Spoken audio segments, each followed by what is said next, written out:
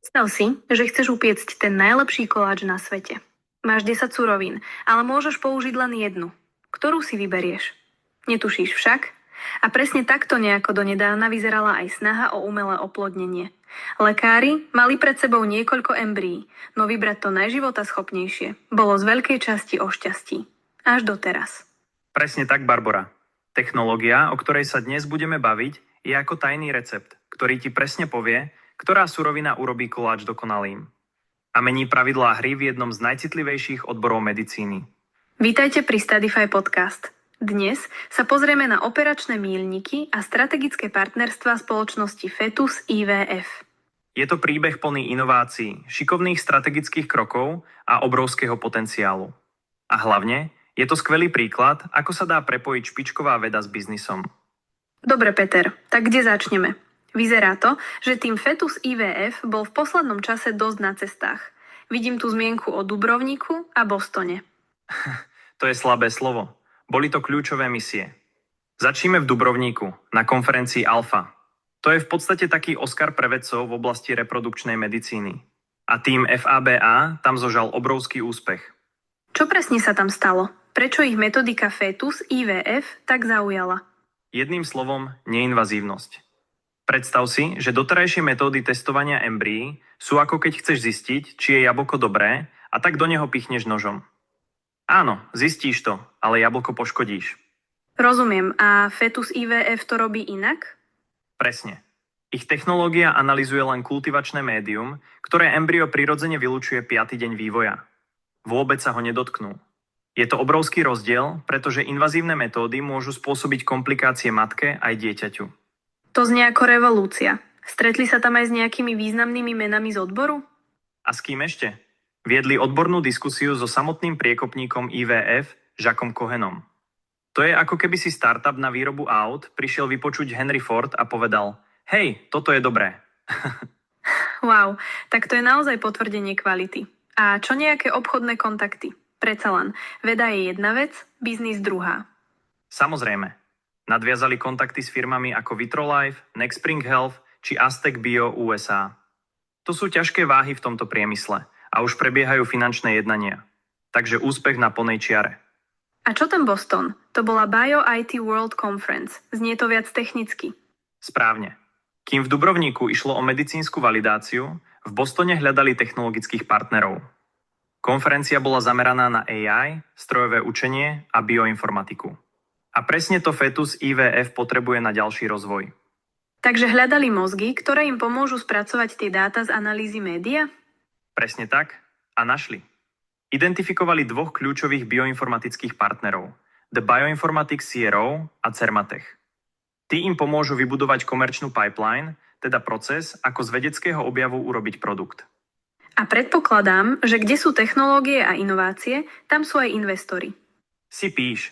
Nadviazali kontakty s fondmi ako Third Rock Ventures, Google Ventures alebo F-Prime Capital. To sú mená, ktoré vedia zmeniť startup na globálneho hráča. Aj tu už prebiehajú finančné jednania. Takže majú vedecké potvrdenie, technologických partnerov, aj záujem investorov. Aký je ďalší krok v tomto podnikateľskom šachu? Veľmi dobrá otázka. Ďalším krokom je strategický predaj. Spojili sa s finančnou skupinou Caden Wood, ktorá im má pomôcť riadene predať spoločnosť veľkému strategickému partnerovi. Prečo predaj? Prečo sa nesnažia rásť sami? Pretože vstup na globálny trh, špeciálne v medicíne, je extrémne drahý a zložitý. Strategický partner, napríklad veľká farmaceutická firma, má už vybudovanú sieť, distribúciu a zdroje. Je to najrýchlejší spôsob, ako dostať túto technológiu k pacientom po celom svete a zároveň maximalizovať hodnotu firmy. Logické. Aby boli pre takého partnera atraktívni, potrebujú asi aj špičkový tím. Posilnili sa aj v tomto smere? Absolútne. Prijali dvoch expertov. Docenta Tomáša Semeša, špecialistu na genomiku, ktorý vie pokročilú analýzu DNA premeniť na klinickú diagnostiku. A Jaroslava Budiša, experta na bioinformatiku, ktorý zas vie tie hromady dát zo sekvenovania preložiť do jazyka, ktorému rozumejú lekári. Takže majú tím, majú stratégiu predaja, ale kde vlastne prebieha to kľúčové testovanie? Potrebujú laboratórium však? Áno, a to je ďalší strategický krok. Potvrdili spoluprácu s americkou laboratóriou Secmetic. A to je extrémne dôležité, pretože Sekmetik má všetky certifikácie potrebné pre schvaľovací proces americkej FDA, teda Úradu pre kontrolu potravín a liečiv.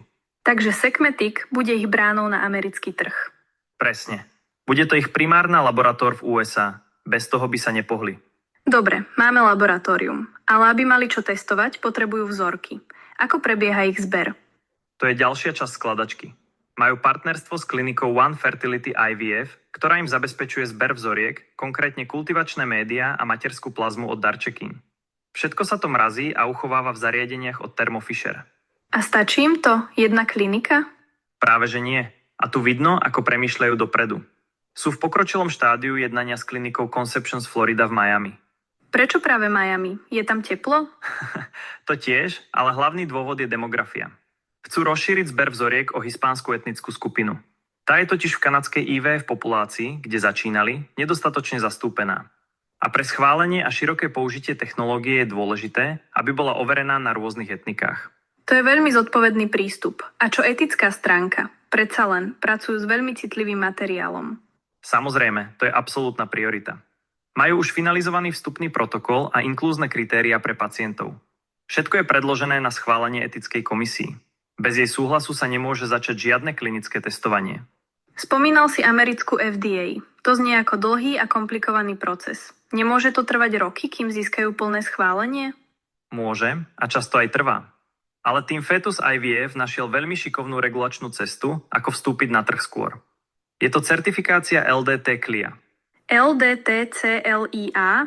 Znie to ako tajný kód. Čo to znamená? Je to v podstate taká skratka. Umožňuje im, v spolupráci s laboratóriom Sekmetik, komerčne ponúkať výsledky testov v USA, bez toho, aby museli čakať na plné a zdĺhavé schválenie od FDA. Takže je to taký legálny fast track na trh? Presne tak. CLIA je certifikácia, ktorá zaručuje, že laboratórium dodržiava extrémne prísne štandardy. Týka sa to kvalifikácie personálu, kontroly kvality prístrojov a procesov a tiež pravidelného overovania presnosti výsledkov v porovnaní s inými labákmi. Takže aj keď to nie je plné schválenie produktu od FDA, je to záruka, že testy sú robené na najvyššej možnej úrovni kvality. Áno. A pre firmu to má ešte jeden, absolútne kľúčový efekt. A to je? Peniaze. Respektíve hodnota firmy. Očakáva sa, že získanie tejto LDTCLIA certifikácie vystrelí predajnú hodnotu Fetus IVF na 80 až 90 miliónov dolárov a potenciálne aj viac. Páni, takže tento jeden strategický krok im nielen otvorí dvere na trh, ale aj znásobí hodnotu celej spoločnosti. To je geniálne. A to stále nie je všetko. Aby si svoju unikátnu technológiu ochránili, neustále pracujú na patentoch. Predpokladám, že v USA už patent majú. Áno, ale nedávno získali ďalšie kľúčové patenty, konkrétne v Kanade a na Novom Zélande. Budujú si takú globálnu pevnosť okolo svojho know-how. Každý ďalší patent zvyšuje hodnotu firmy a odrádza konkurenciu. Takže keď to zhrniem, majú prelomovú neinvazívnu technológiu, potvrdenú svetovými kapacitami. Majú partnerov pre technológiu, zber dát aj vstup na americký trh. Majú šikovnú stratégiu, ako obísť byrokraciu a rapídne zvýšiť svoju hodnotu. A všetko si to chránia patentmi. Zhrnula si to perfektne. Fetus IVF je ukážkový príklad, ako sa moderná veda a strategický biznis môžu spojiť a vytvoriť niečo, čo má potenciál zmeniť životy miliónov ľudí a zároveň byť obrovským komerčným úspechom. Vyzerá to, že o nich budeme ešte veľa počuť. Vďaka Peter za skvelý prehľad. A my sa hneď po krátkej pauze pozrieme na ďalšiu inovatívnu spoločnosť z portfólia. Takže Peter, to bolo naozaj fascinujúce, ako Fetus IVF mení pravidlá hry v asistovanej reprodukcii. Ale Faba Capital má v portfóliu ďalší veľmi ambiciózny projekt. Poďme sa teraz pozrieť na Agora Pharmaceuticals. Čo je tam nové? Rozhodne, Barbora. Agora je skvelý príklad toho, ako sa špičková veda snaží riešiť jeden z najväčších problémov starnúcej populácie – Alzheimerovú chorobu. A za posledné obdobie urobili obrovský pokrok, hlavne s ich dvoma kľúčovými molekulami. Dobre, tak poďme na to postupne. Čo je to prvé, na čom pracujú? Tým hlavným ťahuňom v ich pipeline je momentálne zlúčenina s pracovným názvom Agora 1. Nie je to úplne nová molekula, ale šikovná kombinácia dvoch už existujúcich liečiv. Donepezilu a cevimelínu. Aha, takže stavajú na niečom, čo už poznáme. To znie ako múdra stratégia. Presne tak. Je to o hľadaní nových synergických efektov. A zdá sa, že sa im to darí. Na základe veľmi pozitívnych výsledkov štúdie na myšiach vieš, ten klasický test s vodným bludiskom, si v apríli 2024 podali európsku patentovú prihlášku. Morisovo vodné blúdisko. To si pamätám z prednášok z biológie. Vždy mi tých myšiek bolo trochu ľúto. Ale patent, to je obrovská vec. Je to kľúčový míľnik. Znamená to, že máte v rukách niečo unikátne a ochrániteľné. A vďaka tomu teraz Agora 1 postupuje do ďalšej fázy. Klinickej fázy 1b na ľuďoch. Super. A čo to presne znamená fáza 1b? V skratke, po overení bezpečnosti v prvej fáze sa teraz zamerajú na detailnejšie sledovanie účinkov a optimálneho dávkovania na malej skupine pacientov. Celé to potrvá asi 12 mesiacov. Na vstupných kritériách spolupracovali so špičkovými odborníkmi, ako je kanadská organizácia CMX a českí lekári Dominika Fajsová a Jiří Cerman. Takže je to medzinárodná spolupráca. To len podčiarkuje dôležitosť tohto výskumu. Určite áno, ale takýto výskum nie je lacný. Vlastne je extrémne drahý. Drahý ako? Môžeme hovoriť o konkrétnych číslach? Naši študenti by určite radi vedeli, čo takýto krok v praxi obnáša. Jasné. Mám tu pred sebou rozpočet od CRO CMX na túto fázu 1b. Pripravená? Som pripravená byť šokovaná.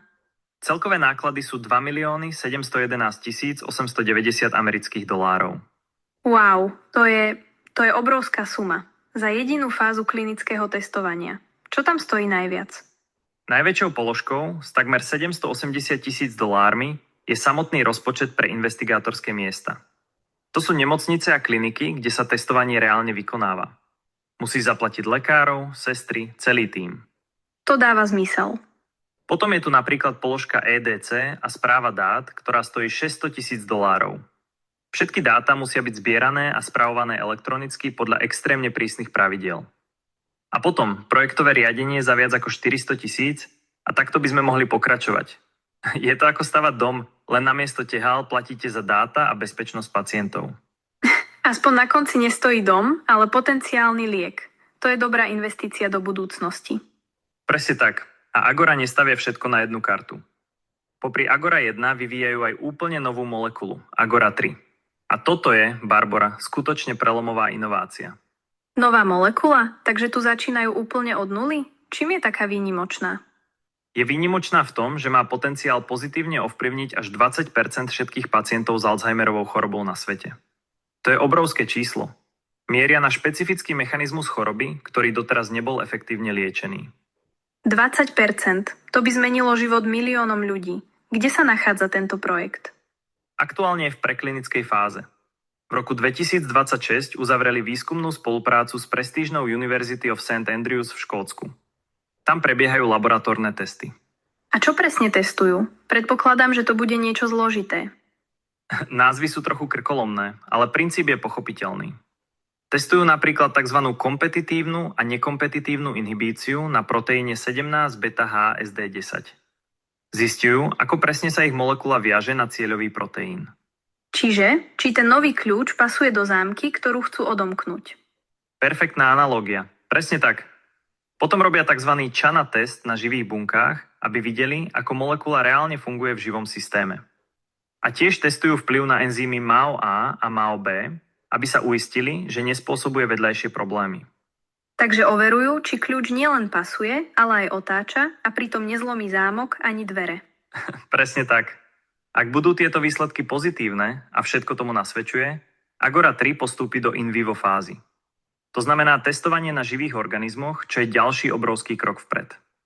Peter, ďakujem. Je úžasné vidieť, aký systematický a zároveň inovatívny prístup Agora má. A hlavne, že sa zameriavajú na takú dôležitú oblasť. Ukazuje to, že portfólio Faba nie je len o peniazoch, ale aj o reálnom dopade na spoločnosť. To je ten hlavný cieľ. A práve táto kombinácia silného biznisového plánovania a spoločenského prínosu je niečo, o čom by sme sa mohli porozprávať ďalej, keď sa pozrieme na celkovú stratégiu Faba Capital. Takže mať tie čísla je jedna vec, ale vedieť, čo znamenajú, je absolútne kľúčové. Poďme sa pozrieť na konkrétny príklad z praxe. Presne tak. Mám tu pred sebou konsolidované výsledky skupiny Faba Capital. Uvádzajú celkové aktíva neto v hodnote takmer 1,2 miliardy českých korún. Páni, to je obrovské číslo. Ale čo presne sú tie aktíva? Znamená to len peniaze, ktoré majú na účte? Dobrá otázka. Vôbec nie. Predstav si to ako všetok majetok, ktorý firma vlastní a má pre ňu hodnotu. Takže je to v podstate kompletný súpis všetkého cenného, čo firma má. Rozumiem. Správne. A teraz k tomu dôležitejšiemu údaju. Ich podiel cudzích zdrojov na aktívach je menej ako 20%. To znie ako nízke číslo, čo je asi dobré. Znamená to jednoducho, že si málo požičiavajú? V podstate áno. Znamená to, že iba pätina ich majetku je financovaná dlhom.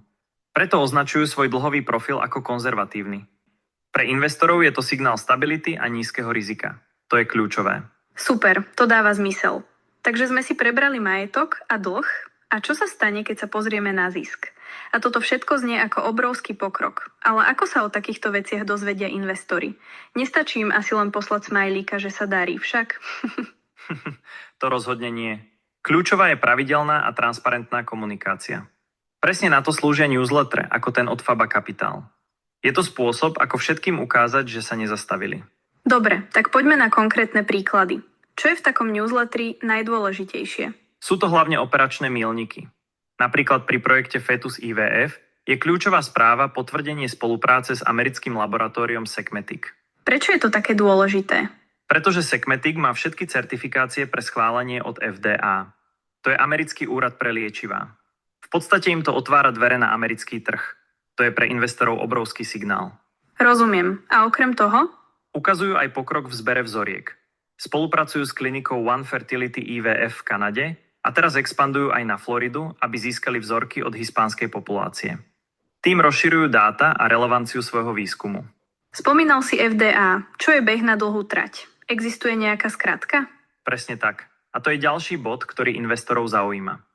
Našli regulačnú stratégiu, ktorá im umožní skorší vstup na trh. Volá sa to LDT CLIA certifikácia. Znie to komplikovane. Predstav si to takto. Namiesto čakania na povolenie predávať svoj produkt celoplošne ako hotovú krabičku, môžu začať ponúkať výsledky testov cez certifikované laboratórium. Je to taký legálny bočný vchod na trh. Aha, takže môžu začať zarábať skôr. Tým Faba sa napríklad zúčastnil festivalu South by Southwest v Texase. To je ten obrovský festival technológií a inovácií však? Presne.